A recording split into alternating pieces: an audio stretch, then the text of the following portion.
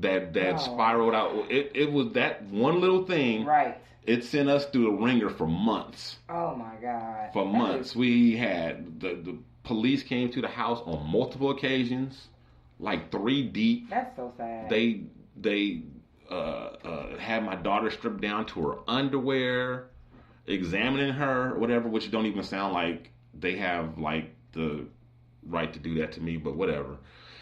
And then they came back again, and then there was social workers involved, and just this whole thing before they finally closed out the case. And, that's sad. Not only just the hassle of all that, but also just the manpower that went into that when it's actually real kids out there in that situation. That's what I was going to say. You just said it, because that's what I was gonna say. My thing is that I would bet money that as a kid in her same damn class, getting their ass beat. Okay. Mm-hmm. You know what I'm saying? Or not being fed. Right. Right. Or not being taken care on the of, regular treated. And going under the radar. But that little scratch. That was an accident when Daniel was. That even if it was on, I mean, just like there's a little scratch. Like why would you even think to like ask a kid? Why you know would what I mean? Go that far why would you over even? Just that? It was ridiculous. No pattern of it. I don't know. Exactly. Right. Exactly. Just one minor incident. Just one time, go to the and then that's That don't make sense.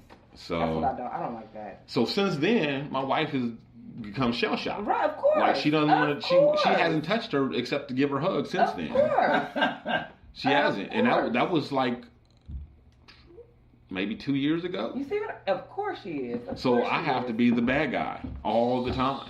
So now wifey, when she wants to discipline Donnie, she got to wrap her in bubble wrap. Exactly. Basically. Wow. But anyway, so that's crazy. Yeah. Oh my God, that's so crazy. It was horrible. Situation, and it's a crazy dynamic to put you guys in because it makes it hard for her to discipline. And there's a lot of parents that's been in that situation that because people don't talk because they're embarrassed and because also because you tell that story and people like are they judged? Right. Or they don't believe you. They think like maybe you really was beaten. Well, you know what I'm saying? If once the accusation's out there, there's some people that will believe it every time. Every time, no matter what.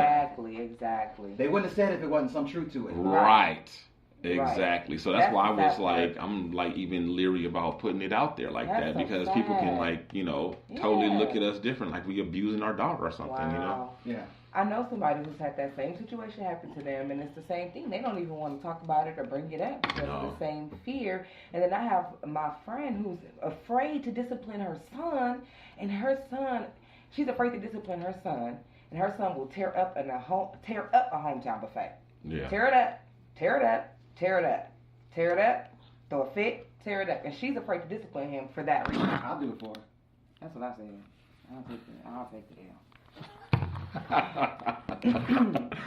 All right, y'all. That's a crazy situation. Yeah. Pray for you guys. But I think you did the right thing, and just got to keep an eye on her. Definitely. Yeah.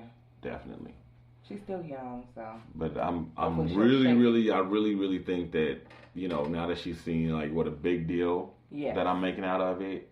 That what can happen, those serious consequences. Right. I think she's got it now. I really, really hope, because, oh my God. If she was to do it again. Oh my God, no. You want me to put on if she come, I can look, we seen the orange jumpsuits in the supply store.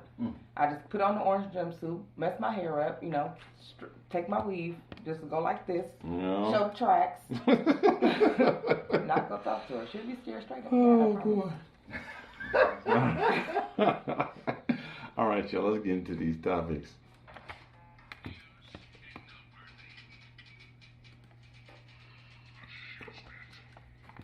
I still got to get a new monitor. That one just happened to come back on for some reason. God is good. But you see, I have some glasses on. God is good today. A Dallas police officer shot her neighbor. Now, there's a lot. This story here. There's layers. There are layers. I'm sure. Have you guys heard about this?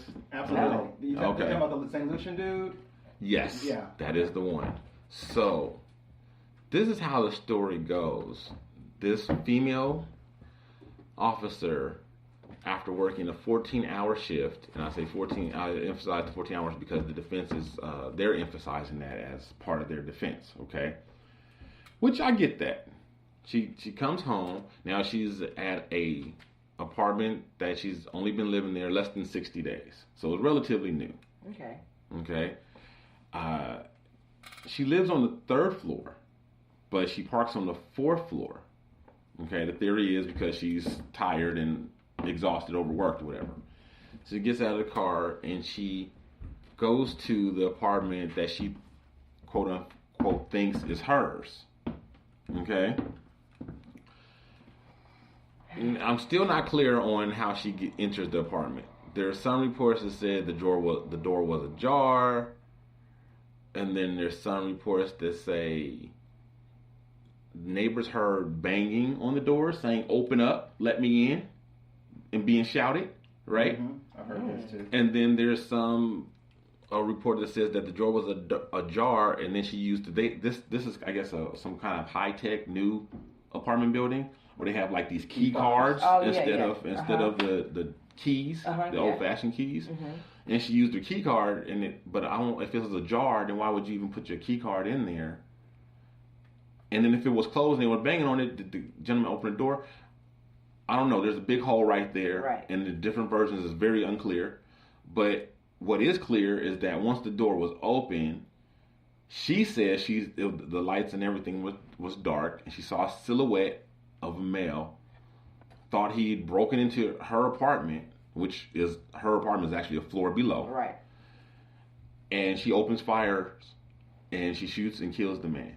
She also said that she gave instructions. Yes, she did say that. She said she gave instructions, and they weren't commanded. She didn't say. I didn't read what the instructions were, but she did say she gave instructions, and they weren't heeded. Then she shot. Well, yeah, he's in his own house. One time, whatever. So he's probably confused. What the heck is she doing here? Yeah, there's so much I don't believe. One thing I know, she's lying about something. She's lying about something. She's lying about something. She's lying about something. I can give her the fact that she was exhausted and that she mistakenly went to the wrong apartment. I can give her that. Maybe. But yeah, maybe, or because there hasn't been anything to come out that shows any kind of connection between them. Like there's no reports of them having beef or whatever. No affair that we know of or anything like that. Mm-hmm. So I can kind of give her, okay, it's 60 days. It's just moved there. Right. You really tired. You park on the 4th floor instead of the 3rd. Right. I'm guessing that it's one of those nice big complexes, right, where it's a lot of units in it. If it's one of those fancy or high tech. It sounds like it might be because the numbers were like in the like the 4 digits and stuff. Mm-hmm. Like I think his apartment number was like 14 something, and hers was like 13 something. Right. So, like 1478 versus 1378. Right. So I'm guessing it's one of those big like luxury apartment buildings that they're in. So she parks on the wrong floor. She's new there. She goes to the wrong door. Then she starts to lie right there. That's when the lies come. Yeah, I don't. And then also they say that the gentleman the victim, at his door there was a big red welcome mat. Right.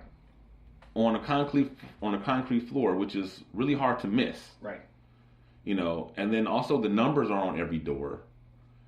But I guess if you're so tired that you park on you might, I don't know. It's just it's a big stretch. See, that's what it's a big stretch. So. There's. I'm guessing that. See, this has happened to me when I got in a new car. I accidentally walked to the wrong car. Mm-hmm. Or, when I'm going to my friend's car, I'm like, oh, I thought this was my friend's car. A lot of people do that. Right? Happens a lot. Right? I've gone to wrong doors. Yeah. I had a friend who said, like, I've lived in 13 different apartments. I never went to the wrong door. I'm like, I've gone to the wrong door in my building before. And then they looked at the number and said, like, oh, this is not my place. Right. And gone to a different door. Right. If my door was ajar, now I'm not a cop, but my door was ajar, I'd be like, hello, is anybody in there? You know, and then I would call the police. Definitely. But she is a cop, so that's different.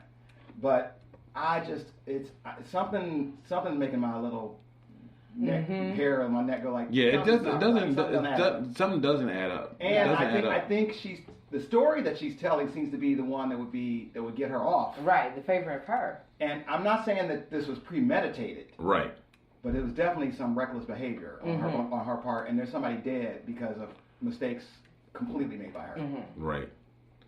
I'm thinking that, and this is just me thinking, I'm guessing that when she went to the wrong door, maybe she was trying to use her key card to get in, and maybe he came to open because he probably heard her at the door and was wondering who was trying to come into his house. And they probably got into some type of whatever. She probably still was thinking that that's her apartment and somebody was in there. So, but for her to shoot that person, that's crazy. Do you remember any details about what time of day or night it was? I do believe it was like somewhere around like 11. Okay. In the evening. Because I've heard his family say that he didn't like the dark, so he wouldn't have been sitting in the dark. So, but he could have been in bed if it was late. Right. You know, and you hear somebody come, but the door ajar is kind of weird. That is weird. That's weird. So why would he be in bed with his door open? Why would you be in your house with your door open? Ajar, like, you know what I mean? Like, yeah. Who does that? I mean, I guess there are certain places in small town USA. Dallas. Right, exactly. Dallas is not one of those places. No. We're not talking Montana or Colorado or Arkansas somewhere. Pleasantville, USA. Right. Right. Right. We're not in that bush. Even though we would assume that it is a relatively safe neighborhood, and a police officer chose that building, I don't think a female police officer would choose a building that's full of riffraff. Right. So. I one of my clients whose houses I clean, she's a police officer, and she lives in like a luxury apartment building. You have to show your ID when you go in. I mean, when if she's not there, you have to show your ID so you can. She crooked as fuck. Well, I don't know. Is this here? Is this here in LA? Yeah, it's in LA. Cops make pretty good money. The stereotype is not a great. It's not like a great apartment. Well, the stereotype is the cops make shit, and that's true in a lot of places. LA is not one of those places. Okay, LA is not one of those places. Okay. But things cost a lot here, though. Things do cost a lot here. Rent is high. But they still make a good living. They get paid. They get paid, and there's a lot of overtime that they have access to. That like other people, like where I work, there's no overtime. Where they keep a cap on it, or there's none because of budgets and whatever. Right. The police, they don't. No cap. No. My mom has a cap. Well, I won't say they have no cap, but there's still a lot of room to make a lot of money. I do want to say this about this particular situation, only because of the way social media has been treating it and such. It is way too early to make this a racial thing because we don't know have any evidence that race played any part in this, even though we do have a lot of examples. It sounds just coincidental of police brutality towards black people. This does not seem to be fit only in the fact that he was black. Right. He was black? Yeah, he was black. St. Lucian. Yeah, he said, look at her. She changed her opinion now. Oh, now the conspiracy wheels are turning now. Y'all be doing this to me on purpose. Y'all be doing this to me on purpose. I swear y'all do. That's the second time. He's black. Oh, man. Would it make a difference if she was black? And he was what? And he's black? No. She's not black, by the way. I saw her picture. Okay. Yeah, I saw her picture. Yeah, she looked like a fucked up Tara Lipinski. She looked like she'll shoot a nigga. That's all I'm gonna say. And that's it. And that's all I'm gonna say about that. Well, in this officer's defense, she has a stellar record. She has been involved in one other shooting in her career. So that's very stellar. What? But you don't know. Wait a minute. You don't even know what it's about. Exactly. It's another shooting. She could have been trying to save a child from like somebody who's coming after them with a knife. Okay, fine. Wow. One other shooting. Wow. Yeah, one other shooting that she was cleared from, where the person, the man was going for her taser, and they were tussling or whatever, and she shot him in the stomach, and she was cleared of all charges for that one. And other than that, she has had no citations for violating anyone's civil rights or anything. And she's on actually one of the more difficult task force that go after the most dangerous criminals, they say. So she appears to be a pretty good cop overall. This is not a nice situation anyway. It comes out, and the way this goes down, it's not going to be good. No, it's not. And even if she gets off, which I think she will. I know she's being charged with manslaughter. Yes, manslaughter. I don't think it's going to stick. But she still has to live with this. And I just don't think that's going to be good. Yeah. And the family also has lost a loved one. Yeah. And police, that's a high